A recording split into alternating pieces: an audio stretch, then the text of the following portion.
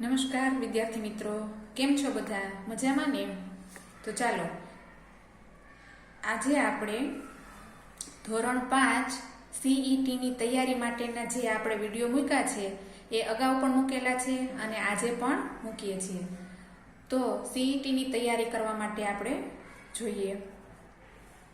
એની અંદર પ્રશ્ન નંબર 1, નીચેનામાંથી કયો મહિનો બાકીના 3 મહિનાથી જુદો પડે છે? હવે અહીંયા આપણે એક મહિનો આપ્યો છે, એક મહિનો અલગ છે. કેવી રીતે અલગ છે એ આપણે ગણવાનું છે. જો ઓગસ્ટ મહિનો, ડિસેમ્બર અને માર્ચ, આ ત્રણેય મહિનાના દિવસો કેટલા કેટલા હોય છે? 31 દિવસવાળા મહિના છે. એટલે કે આ જે મહિના છે એના 31 દિવસ આવે છે. અને જ્યારે નવેમ્બર મહિનો છે એનો 30 દિવસ આવે છે. એટલા માટે આ એક મહિનો 3 મહિના કરતાં અલગ પડે છે. નંબર 2, 2.5 કલાકની મિનિટ કેટલી થાય? હવે તમે જુઓ 2 કલાક. હવે આપણે એક રફ પેજ લઈ લઈએ, એમાં જોઈએ 2 કલાક. 2 કલાક એટલે તો કે 1 કલાક બરાબર કેટલા થાય? 1 કલાક બરાબર 60 મિનિટ. તો 2 કલાક બરાબર 120 મિનિટ. તો 120 મિનિટ અને બીજી 0.5 એટલે કે બીજી અડધી કલાક. અડધી કલાક એટલે કે 30 મિનિટ. તો 150 થાય. તો 150 મિનિટ છે એ આપણો સાચો જવાબ છે. એના પછી નંબર 3, જો બે સંખ્યાઓનો સરવાળો 28 અને તફાવત 16 હોય તો તે બે સંખ્યા શોધો. હવે આપણે નંબર 1 થી જોઈતું જવાનું. 12 અને 18 નો સરવાળો કેટલો થાય? તો પેલા સરવાળો જેનો તો કેટલો બની જાય? 30 બની જાય છે, એટલે એ ન ચાલે. પછી 13 અને 19 નો સરવાળો કેટલો થાય? એ પણ આપણો જવાબ નથી. 11 અને 17 નો સરવાળો કેટલો થાય? તો એ આપણો જવાબ સાચો છે. એવી રીતે નંબર 4 ની અંદર તમે જુઓ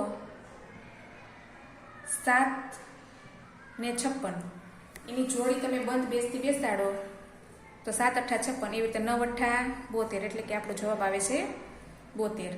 પાંચમું, એક શહેરની વસ્તી 4.5 લાખ છે, એટલે કે 4.5 લાખ છે. તેમાં પુરુષ અને સ્ત્રીઓનું પ્રમાણ સમાન છે.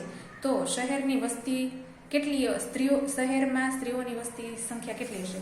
એટલે કે 4.5 લાખ છે. 4.5 લાખ એટલે કે એકમ, દશક, 100, 1000, 10,000, લાખ. 4.5 લાખ છે.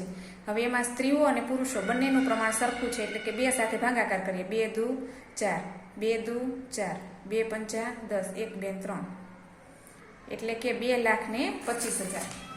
આપણો જવાબ છે 2,25,000. છઠ્ઠું, જો 1 કિલોગ્રામ મગની કિંમત ₹120 હોય તો 1/4 કિલોગ્રામ મગની કિંમત કેટલી હોય? એટલે કે પેલા મગના ભાવ કેટલો છે? તો કે ₹120. એના આપણે 4 ભાગ પાડવાના છે. 4 તેરી 12 મીંડું, એટલે કે ₹30. તો 1 કિલોગ્રામ 250 ગ્રામના ₹30. એટલે આપણે એક ભાગ લખ્યો છે, તો આપણો ₹30 છે. નંબર 7, 12 અને 30 નો સામાન્ય અવયવ કયો નથી? સામાન્ય અવયવ એટલે તમે જુઓ 12 ના અવયવ પાડવાના, 30 ના પાડવાના. 6 દુ 12, આના 10 તેરી 30, 3 દુ 6, 5 દુ 10. આમાં સામાન્ય કયું છે? 2 સામાન્ય છે, 3 સામાન્ય છે. એક 5 છે ને એ 2 ની અંદર સામાન્ય આવતા નથી, એટલે આપણો સામાન્ય અવયવ નથી. થેન્ક યુ વિદ્યાર્થી મિત્રો. અમારી ચેનલને સબસ્ક્રાઈબ કરો. જો ન સમજાય તો કોમેન્ટ પણ જરૂરથી કરો.